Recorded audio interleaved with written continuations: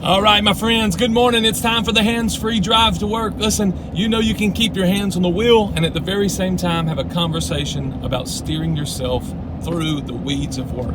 I know that we're all going 100 miles an hour. So I really designed this so that while you're on your way from home to work, you can have a conversation so that ultimately you'll be able to steer yourself well once you get there. So that's what we're doing. We're talking about self-management. We said, listen, it's a lot like risk management. That's what I've been doing for a little over the last decade. We sit down and think about what are the possible futures. Here are the futures that could happen, and we want to make sure that we influence those futures today as much as we can. And so there's two things we have to do. We have to affect the things that we can, and we have to accept the things we cannot change. That's what happens in risk management. That's what happens as we manage ourselves. Right now, we need to do it as much as ever. We're obviously thinking about how do I steer myself through frustrating, through disappointing times. And that's what self-management really is about. It's learning to lead myself well. So we've been talking about how do we get to what you do, because we know if our actions never change, then our possibilities will never change. If our actions don't change, our possibilities don't change. But we know that we never act differently until we first learn to think differently.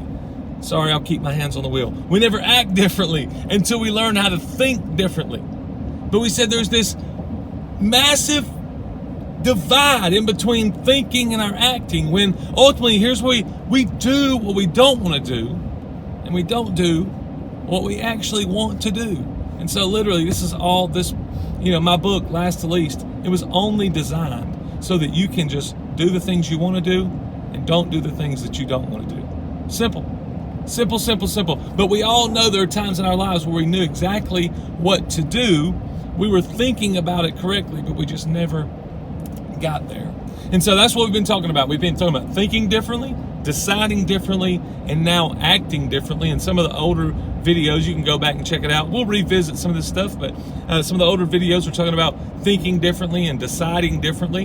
And so here's one today. How do we act differently? We said these three questions is how to think differently is, what is the guiding purpose of our work?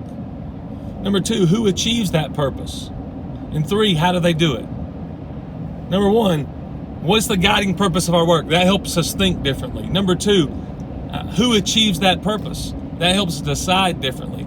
And then three, how do they do it? And that's really ultimately, a lot of times everybody just says, hey, skip all that first stuff, just tell me what to do. But the reason that I don't do that is because you'll never act differently until you think differently. And you'll never act differently after thinking differently until you make that gap in the middle and you learn to decide differently. But here's something for you today.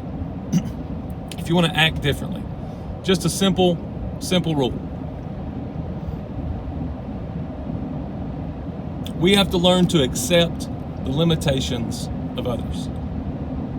What do you do? If you want to be somebody who manages yourself well, we have to learn to accept the limitations of others. Listen, let me tell you who does this. Let me tell you where I learned this. I learned this I'm a nerd.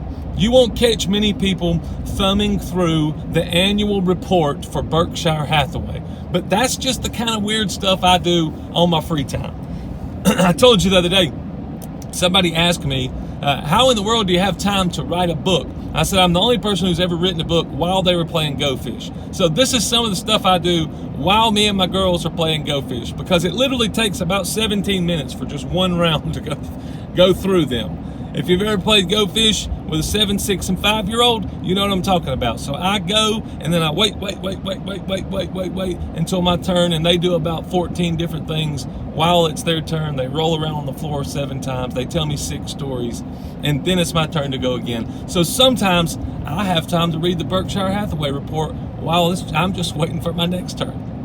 But this is the kind of nerdy stuff I do, and I want you to know, I'm reading through this, and this shocked me when I heard it.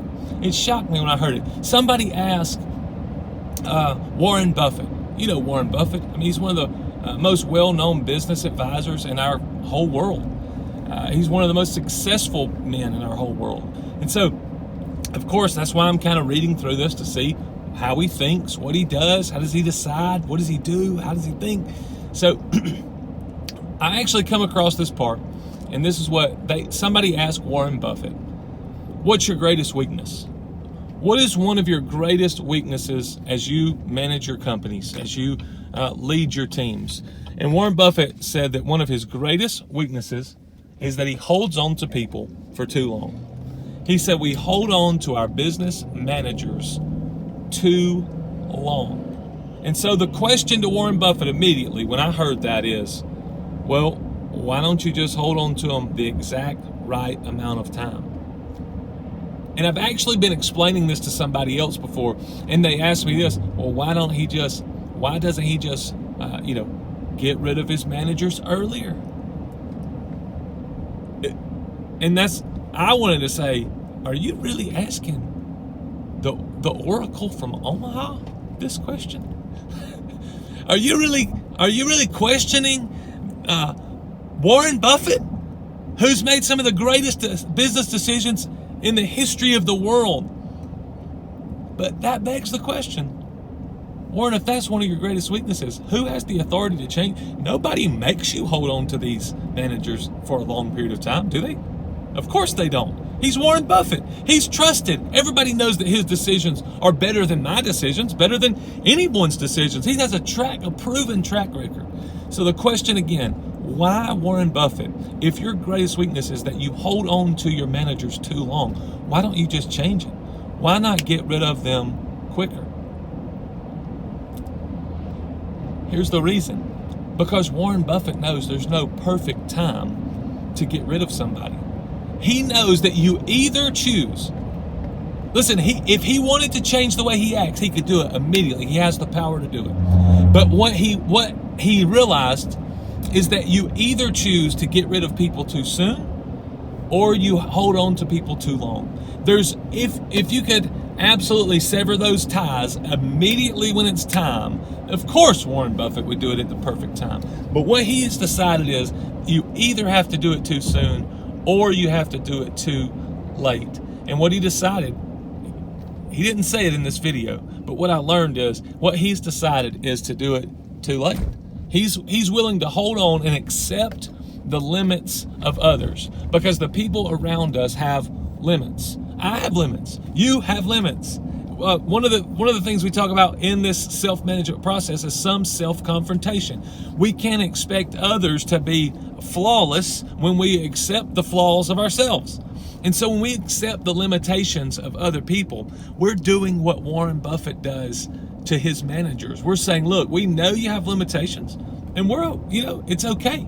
We're okay with that. And so ultimately there is a time, listen, I'll go ahead and say there's a time when people take advantage of a company or a position, and those people need to be removed from that position.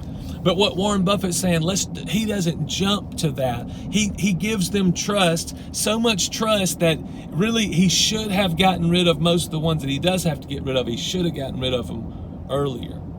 Man, I want that to be said about me as I manage myself. I want to be able to look around and say, man, what do you do differently than others? Well, one of the things is I hold on to people too long. I accept that we all have limits, and there are no flawless people. And so there's going to be no time whenever I'm flawless. And so there's not going to be 1 second where there's somebody I'm leading who's flawless. And so therefore I'm going to accept those limitations of others. Listen, if we learn to do that, if we learn to be the kind of person who accepts the limits of others and really kind of bears with the weaknesses of others, man, what's going to happen? Listen to what happens. What Warren Buffett does, he holds on to some of the great ones. That's what this allows him to do, is when some of the greatest managers he's ever had mistakes or times when they failed, he didn't just say, okay, get out of my face, I don't need you. He held on to them. And because they made that mistake, he was able to cash in later because they actually were great. They just failed. Here's the truth. You fail. I fail.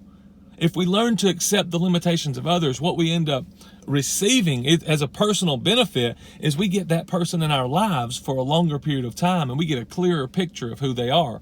And then when they actually are a great self-manager themselves, and they are a great leader in their own right, man, our whole organization gets to benefit. I think that's amazing. I think I want to learn to do a great job of accepting the limitations of others as I steer myself through the weeds of work.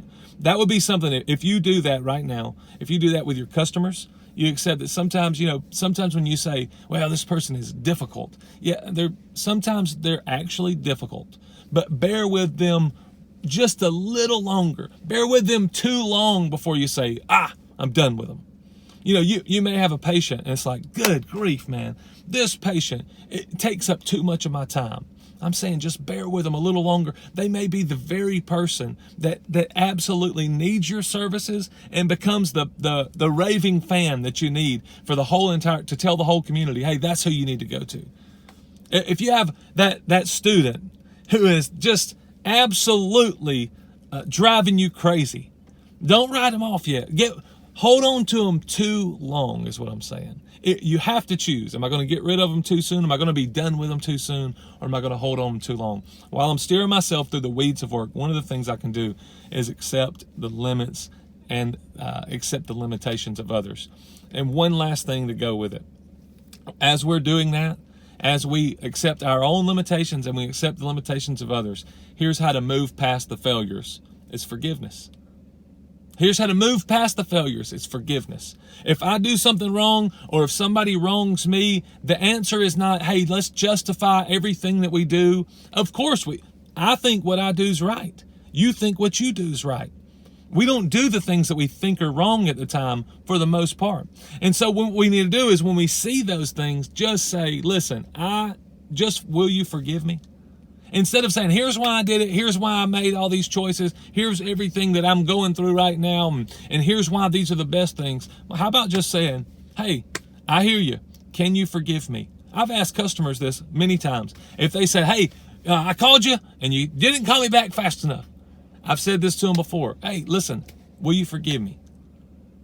There are 1,000 reasons why I don't call people back the minute that they talk to me. Usually I'm trying to meet the needs of 10 other people at the same time, and that's absolutely what happens. That's how it happens for you. It's what happens for all of us. If we're really trying to steer ourselves by meeting needs, we're going to start meeting a lot of needs, and then a lot of people are going to come and want us to meet their needs, which is amazing. That's what we want to do. But at some point, there's going to come a time where our capacity's full and somebody feels like we're ignoring them. Instead of saying, hey, listen, here's why. I've got this. How about just saying, you know what? Will you forgive me? I've said it to them before. And sometimes they don't. Sometimes they don't forgive me, and sometimes they do, and it's amazing. But listen, this is what happens. I just admit that I have my own limitations. I admit I just rather have forgiveness than justify myself.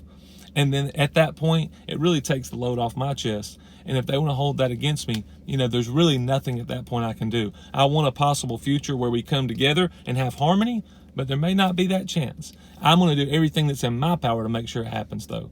Listen, thank you so much for listening to the Hands-Free Drive to Work. Accept the limitations of others today, and let's be excellent self-managers.